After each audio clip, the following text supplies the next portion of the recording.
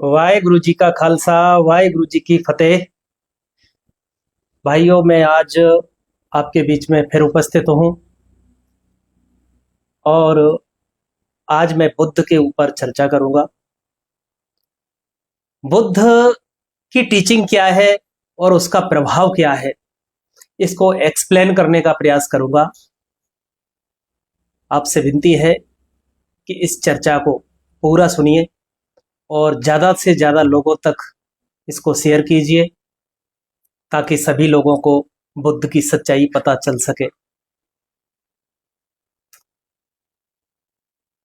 बुद्ध, सिद्धार्थ गौतम बुद्ध कैसे बने, ये बहुत ही रोचक और इंटरेस्टिंग एक प्रक्रिया है।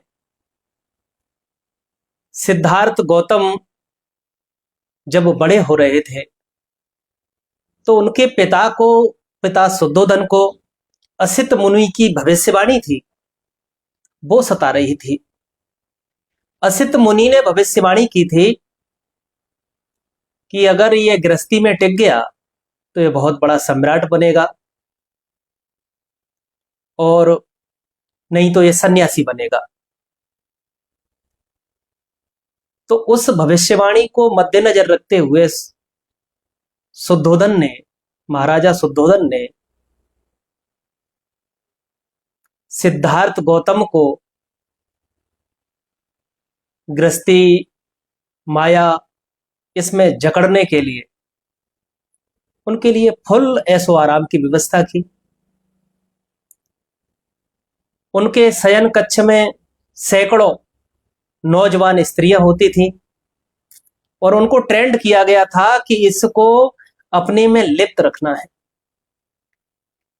एक व्यक्ति सैकड़ों स्त्रियां, उनके साथ वो भोग विलास करे और वो भी रोज रोज।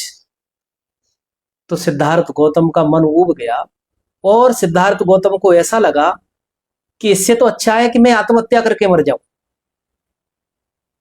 इसलिए सिद्धार्थ गौतम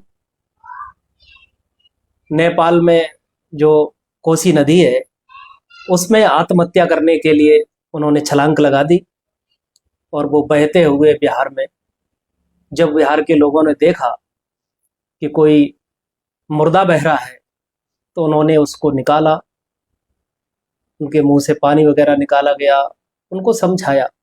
जब वो होश में आ गए तो उनको कहा, भाई आप कौन हो, अपना परिचय बताओ, कैसे नदी में कूदे, क्या हुआ। तो उन्होंने बताया कि मैं नदी में कूदकर अपनी आत्महत्या करना चाह रहा था,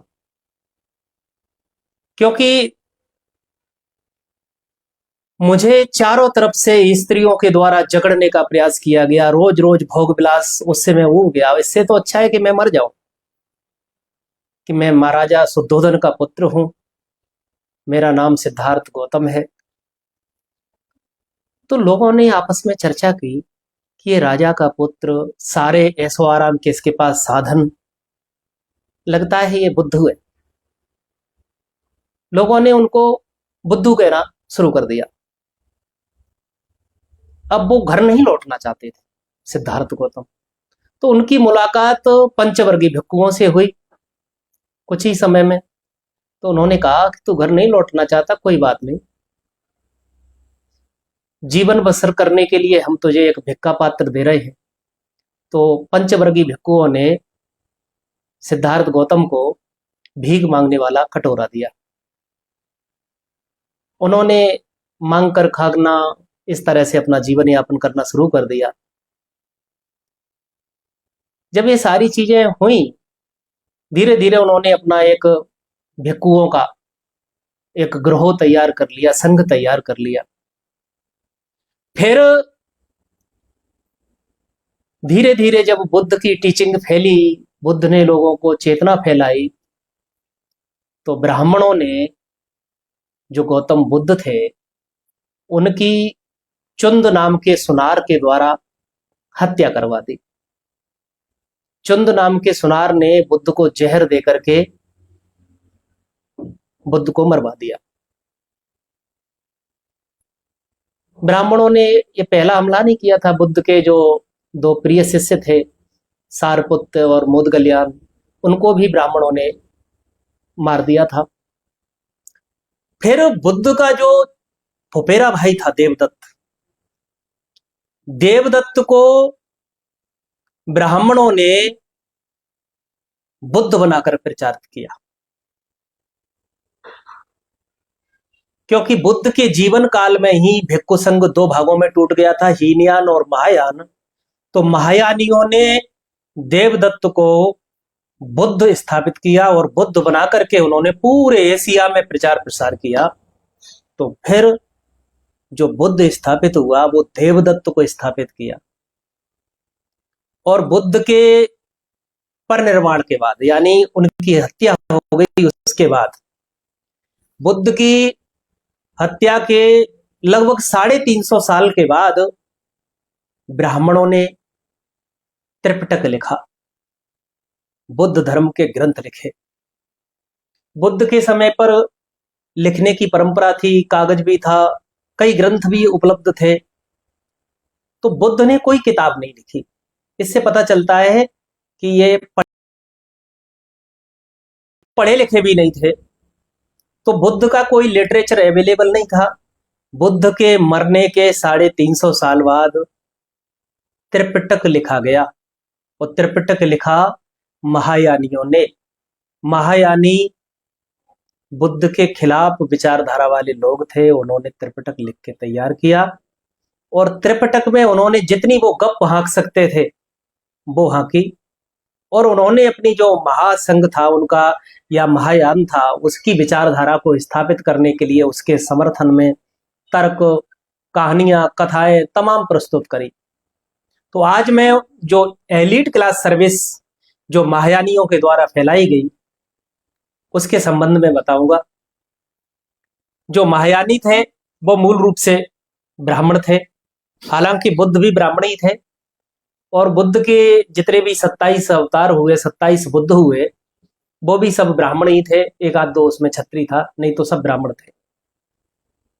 तो जो बुद्ध की टीचिंग फैलाई गई, उस टीचिंग को हम एलीट क्लास सर्विस बोलते हैं। और जो टीचिंग फैलाई गई वो लोगों को नपुंसक, कायर बनाने के लिए फैलाई गई। और एक ऐसी टीचिंग फैलाई गई कि लोगों को एक तरह से बधिया कर दिया गया कि ये लड़ना ही भूल जाए।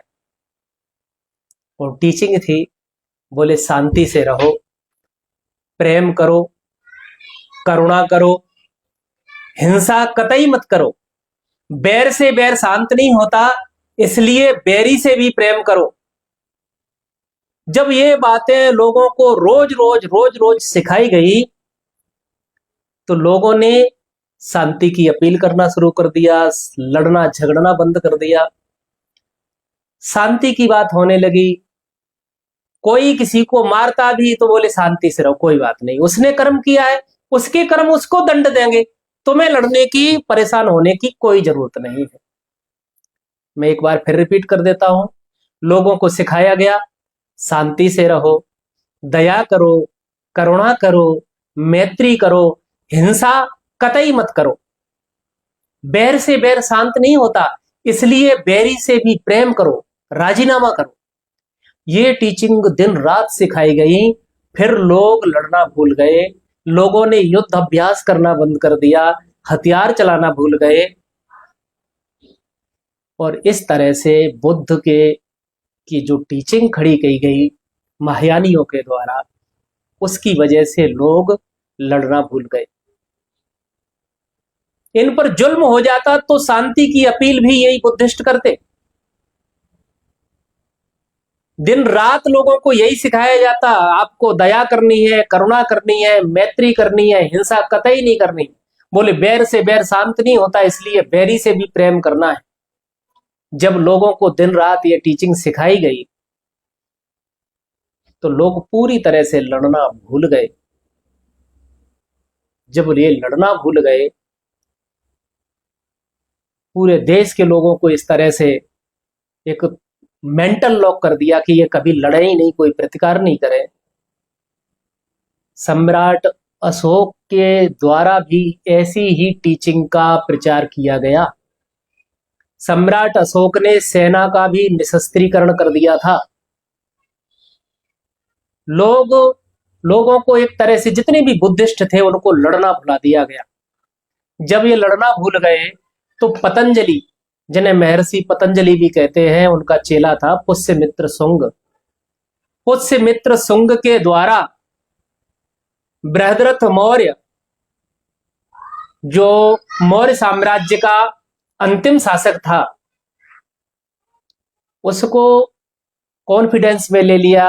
बृहद्रथ मौर्य को पुष्यमित्र शुंग ने अपनी बहन भी ब्याही थी। जब वो पूरी तरह से कॉन्फिडेंस में आ गए तो पुष्यमित्र शुंग सेनापति बन गया।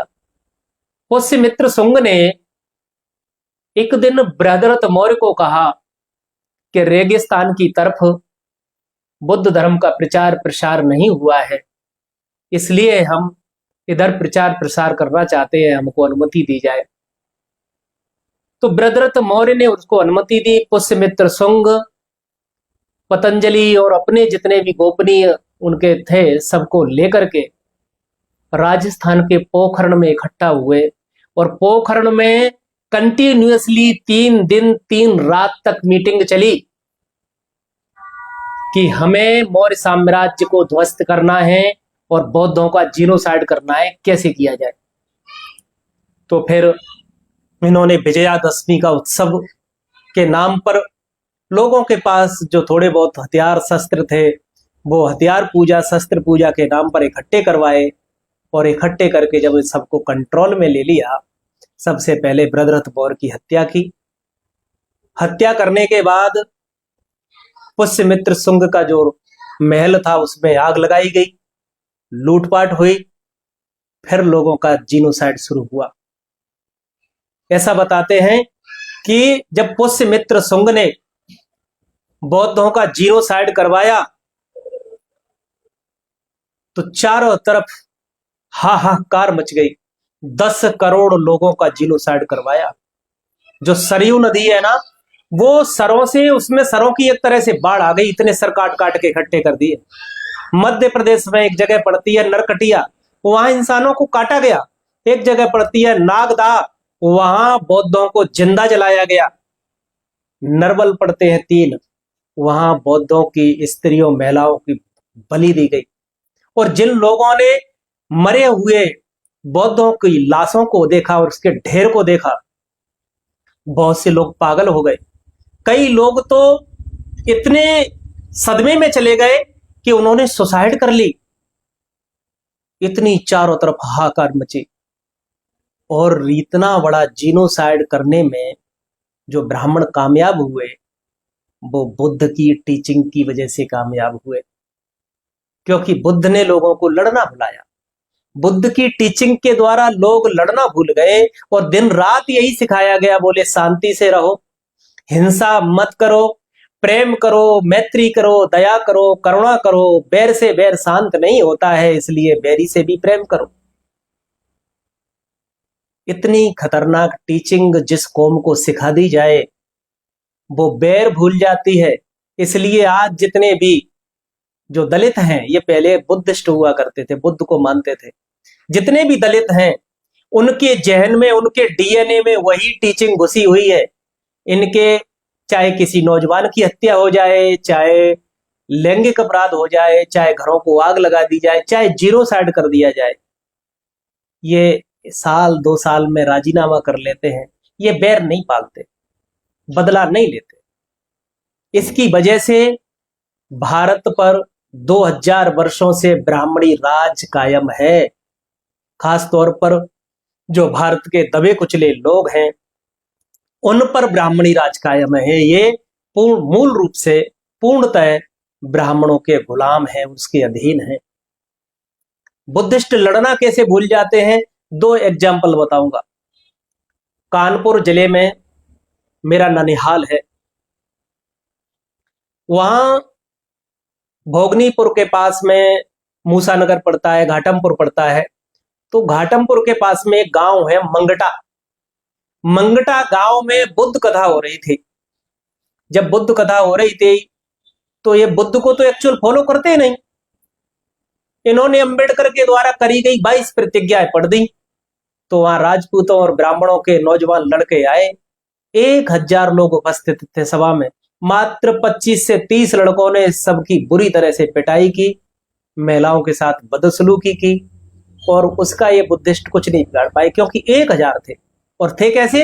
हथियार विहीन, लड़ना जानते ही नहीं। तो मात्र 25 से 30 लोग उनकी रेल बना के चले गए।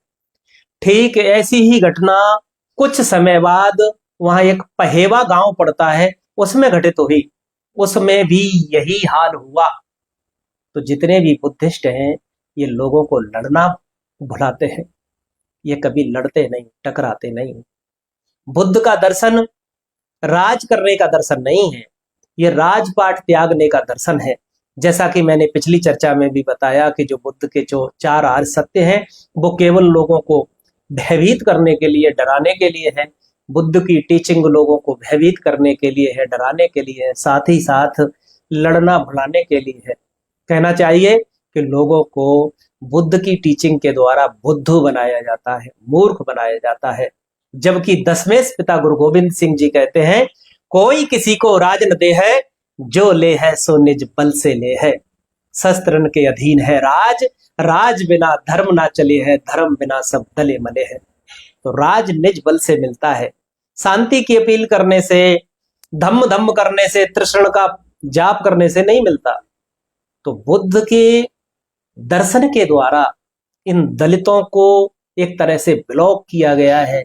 ब्लॉक ही नहीं बल्कि इनका मेंटल लॉक किया हुआ है, जिसकी वजह से ये राजपाट कभी प्राप्त नहीं कर सकते, अपने ऊपर होने वाले जुल्म का कभी बदला नहीं ले सकते, जुल्म के खिलाफ कभी सीना तान के खड़े नहीं हो सकते, क्योंकि बुद्ध की टीचिंग सीना तान कर खड़ा होना सिखाती ही नहीं, बुद्ध की टीचिंग राजीनामा करना सिखाती है।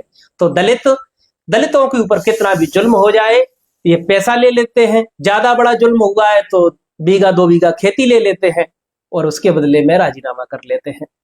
तो बुद्ध की टीचिंग बहुत ही ज्यादा घातक है, खतरनाक है, और एक खतरनाक तरीके से पूरे देश में फैलाई गई है।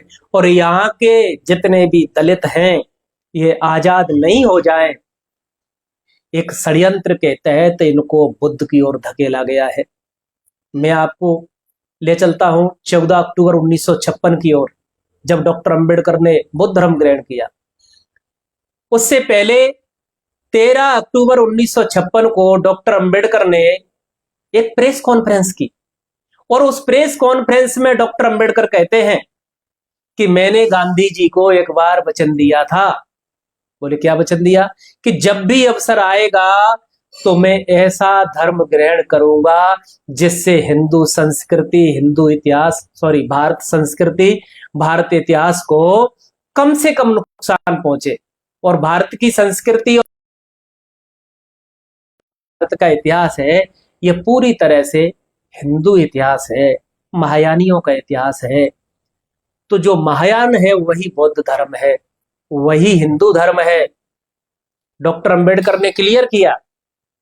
डॉक्टर अंबेडकर ने 29 सितंबर 1950 को वर्ली बुद्ध विहार में एक भाषण दिया। उसमें कहा कि जो आज का हिंदू धर्म है, ये 1000 साल पहले ही बौद्ध धर्म था।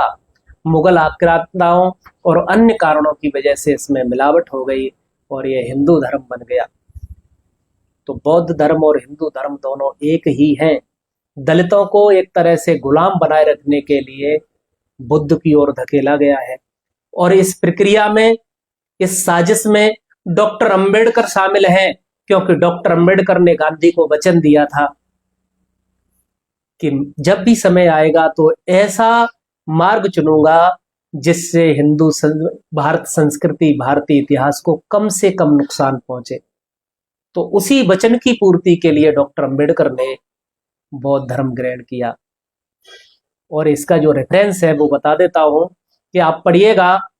धनंजय कीर के द्वारा लिखी गई किताब है doctor Ambedkar life and mission, page number 498 पर डॉक्टर अंबेडकर का जो 13 अक्टूबर 1956 का इंटरव्यू है उसको आप पढ़ सकते हैं। तो मैं कह रहा था कि जो बुद्ध की टीचिंग है एक एलीट क्लास सर्विस है, जो राज करने के लिए नहीं बल्कि गुलामों को गुलाम बनाए रखने के लिए घड़ी गई है। और जो बुद्ध का धर्म है ये गुलामों को गुलाम बनाए रखने की साजिश है। जब तक इस साजिश का भंडाफोड़ नहीं होगा और जब तक भारत के जो मूल निवासी लोग हैं, वंचित वर्ग के लोग हैं, इस साजिश को नहीं समझेंगे, तब तक वे मानसिक तौर पर आजाद नहीं हो सकते, तब तक वे अपने ऊपर होने वाले जुल्म का बदला नहीं ले सकते, उसके खिलाफ अड़ नहीं सकते, उसके खिलाफ मजबूती से खड़े नहीं हो सकते। इसलिए मैं जो बुद्ध के द्वारा नाम पर जो साजिशें की गई हैं और ये जो साजिशें चल रही हैं, इन साजिशों को समझो। और एक चीज और बता देता हूं कि बुद्ध की ओर लोगों को धकेलने के लिए जो स्टेट है उसने और जो ब्राह्मणवादी ताकतें हैं उसने ब्लॉकर्स खड़े कर दिए हैं। ये ब्लॉकर्स लोगों को बुद्ध की ओर धकेलते हैं, बुद्ध की ओर जाते हैं लोग तो उनका सांस्कृतिक परिवर्तन नहीं होता, वो ही गुलामी की संस्कृति फॉलो करते हैं। तो बुद्ध, जब तक लोग गुलामी की संस्कृति को नहीं छोड़ेंगे और आजादी की संस्कृति को नहीं अपनाएंगे, तब तक लोग इसी तरह से गुलाम बने रहेंगे।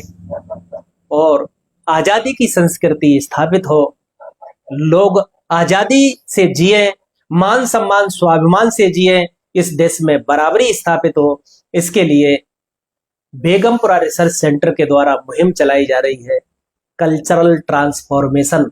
और इस कल्चरल ट्रांसफॉर्मेशन के द्वारा हम भारत के जितने भी मूल निवासी दबे कुचले लोग हैं इनको सांस्कृतिक गुलामी से मुक्त कराएंगे।